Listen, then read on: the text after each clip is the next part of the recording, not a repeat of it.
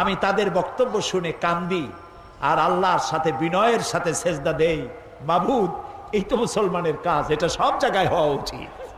আমার দ্বারা হিন্দু নির্যাতিত হবে না, আমি মুসলমান। হযরত আমর ইবনুল আস রাদিয়াল্লাহু তাআলা আনহু মিশর দখল করলেন। গির্জার ঈসা আলাইহিস সালামের মূর্তির নাক কে যেন ভেঙে দিল। খ্রিস্টানেরা এসে নালিশ করলো। হযরত আমর ইবনুল আস রাদিয়াল্লাহু তাআলা আনহু সারা দেশ তোলপাড় করলেন, কে এই কাজ করেছে, ধরো তাকে। আসামি খুঁজে পাওয়া গেল না। আমর ইবনুল আস রাদিয়াল্লাহু তাআলা আনহু তিনি খ্রিস্টানদেরকে ডাকলেন, খাপ থেকে তরবারি বের করে পাদ্রীর হাতে তুলে দিলেন। খ্রিস্টানের পাদ্রী, এই নাও তরবারি, আমি তোমার ঈসা আলাইহিস সালাম আমারও নবী, তার নাক কে ভেঙেছে আমি আসামি খুঁজে পাই নাই, কিন্তু তার নাক ভাঙ্গে তোমার কলিজায়, খ্রিস্টানদের কলিজায় আঘাত দিয়েছে যে দুর্বৃত্ত, তাকে তো আমি পেলাম না, কিন্তু এই দেশ আমি দখল করেছি, আমার নেতৃত্বে দেশ দখল হয়েছে, এই অপরাধের বোঝা আমারও। এই তরবারি নাও, আমি এদের খলিফা, আমি মিশরের গভর্নর, এই তরবারি দিয়ে আমার নাক কেটে দিয়ে মুসলমানের কলিজা আঘাত দাও। পাদ্রী বলল, যেই জাতের মুসলমানদের শাসক পরধর্মের প্রতি এত শ্রদ্ধাশীল, আমি আর খামোখা খ্রিস্টান থাকি কেন? লা ইলাহা ইল্লাল্লাহু মুহাম্মাদুর রাসূলুল্লাহ। প্রিয় ভাই, এর নাম ইসলাম। এখানে বর্ণবাদ নাই, সাম্প্রদায়িক সম্প্রীতির বিনষ্টকারী কোনো শক্তি এখানে নাই, এখানে মারামারি নাই, কাটাকাটি নাই, এখানে সন্ত্রাসের কোনো অবস্থান নাই। আমি যে বিষয়টি আপনাদের সামনে এনেছিলাম, ইন্নাদ্দীন ইনদাল্লাহিল ইসলাম, আশা করি আমি বুঝাতে চেষ্টা করব, যদি আল্লাহ আমাকে তৌফিক দেন। শেষ করতে পারলাম না আজও, দেখা যাক কাল কি করা যায়। দাঁড়ানো ভাইয়েরা বসুন, মুনাজাতে অংশ নিন, একজনও দাঁড়িয়ে থাকবেন না, সব বসুন। আগামীকাল তৃতীয় দিবস, একদিন একদিন করে চলে যাবে, এ মাঠ শূন্য হয়ে যাবে। আল্লাহর এই কালাম প্রচারিত হোক বিশ্বজুড়ে, বছরের পর বছর, শতাব্দীর পর শতাব্দী, সহস্রাব্দীর পর সহস্রাব্দী, অনন্তকাল ধরে মানুষ যেন ইসলামের সুশীতল ছায়ায় আশ্রয় নিতে কেউ ভয় না পায়। এর থেকে শান্তি পৃথিবীতে আর নাই।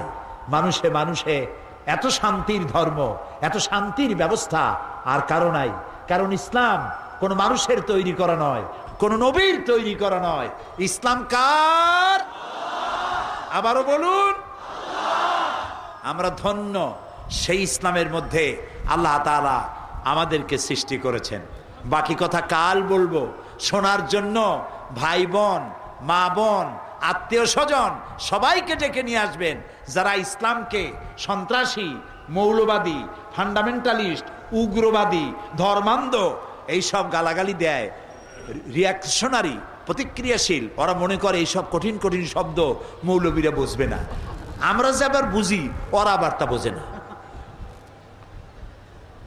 আমরা কি, ইসলাম কি, এই বিষয়টাই তুলে ধরবো ইনশাআল্লাহ, এবং এই বক্তব্য ছড়িয়ে যাবে বিশ্বময় ইনশাআল্লাহ।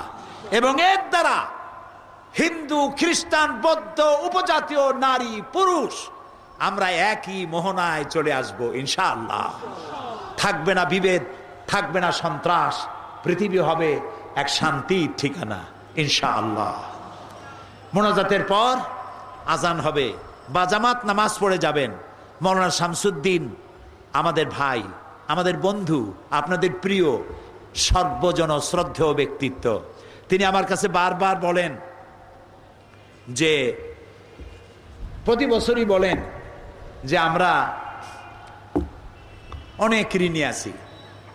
তা আমি জানি কোরআনের মাহফিল আল্লাহ ঋণী রাখেন না, তাও কিন্তু আমরা সুবহানাল্লাহ কইতে পারলাম না। আপনাদের কাছ থেকে সুবহানাল্লাহ আমার এরকম আদায় করা লাগে কেন, কোন তো দেখি? আর লাগবে? আলহামদুলিল্লাহ, আলহামদুলিল্লাহ। প্রিয় ভাই, সব মেহেরবানি করে পকেটে করে টাকা নিয়ে আসবেন।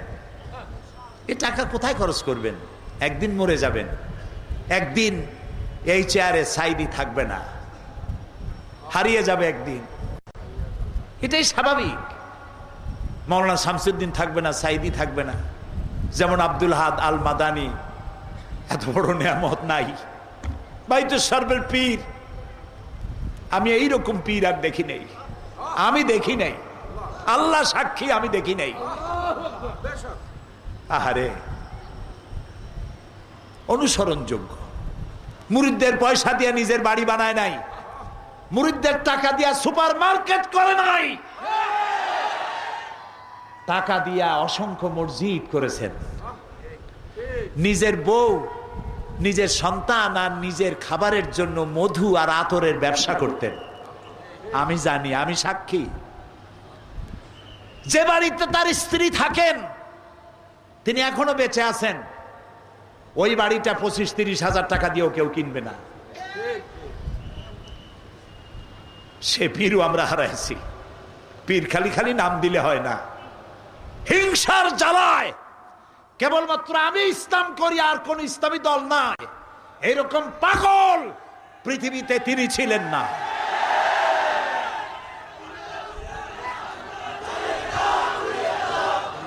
সেই বলতেছি, সেই পীর সাহেব নাই, গারাঙ্গিয়ার পীর সাহেব নাই। তারপরে আমরা হারাইছি। এই মাহফিলে ওয়াজ করতেন, আমি বলতাম চট্টগ্রামের ওল্ড লায়ন, নাম কি? সিদ্দিক আজাদ। আমারে দেখলি আমার কপালে একটা চুমা দিতেন, তিনিও নাই।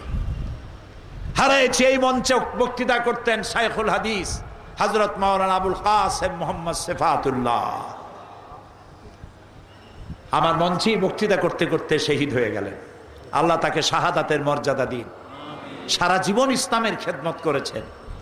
হারাইছি। মাদ্রাসা শিক্ষকদের জন্য বিশাল অবদান রেখেছেন, এদেশের আলেমদের জন্য অবদান রেখেছেন। মাওলানা আব্দুল মান্নান, প্রাক্তন মন্ত্রী, আল্লাহ তাআলা এইসব মরহুম ব্যক্তিদেরকে জান্নাতুল ফেরদাউসে ঠিকানা বানিয়ে দিন, তাদের জীবনের সাইয়াদগুলি হাসানাত দিয়ে বদলায় দিন। প্রিয় ভাই সব, আরেকজনের কথা আসলো, দুবাই, মরহুম আব্দুল আজিজ। দুবাই সরকার আমাকে 2 বার ইন্টারন্যাশনাল কোরআন কম্পিটিশন মুসাবেকাত, কোরআন কম্পিটিশনের প্রধান অতিথি হিসেবে বাংলাদেশ থেকে আমাকে দাওয়াত দিয়েছিল।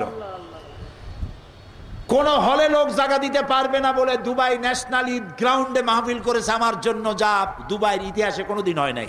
এর পূর্বে লক্ষাধিক লোকের বিশাল সমাবেশে দুবাইতে যে বক্তব্য রেখেছিলাম, দুবাই থেকে 4টা টেলিভিশন লাইভ প্রচার করেছিল।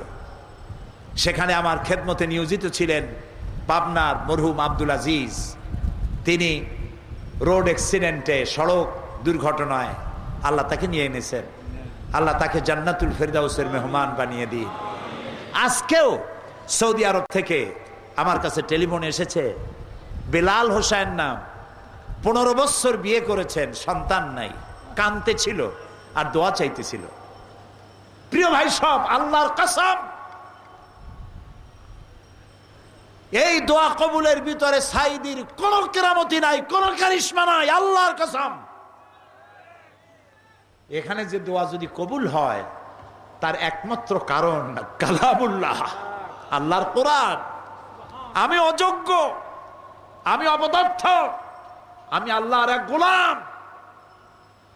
সমস্ত মুজিজা এই কোরআনের। তাই লোকেরা বিশ্বাস করে এখানে দোয়া করলে আল্লাহ অনেক কথা শোনেন, না শুনলেও তার কিছু আসে যায় না। ফাআলুল লিমা ইউরিদ, যা খুশি তাই তিনি করেন। বান্দা শুধু চাইতেই পারে, অভিমান করতে পারে না। একজন একটা কবিতা বানাইছিল, আগার বক্স করো জারি, না বক্স তো ক্যা করো ক্যা। আয় আল্লাহ, তুমি যদি আমারে বক্স দাও, না ভুল বলেছি, আগার বক্স জহি কিসমত, না বক্স তো করো ক্যা। একজন কবি লিখেছেন, আল্লাহ তুমি যদি আমারে মাফ করে দাও তাহলে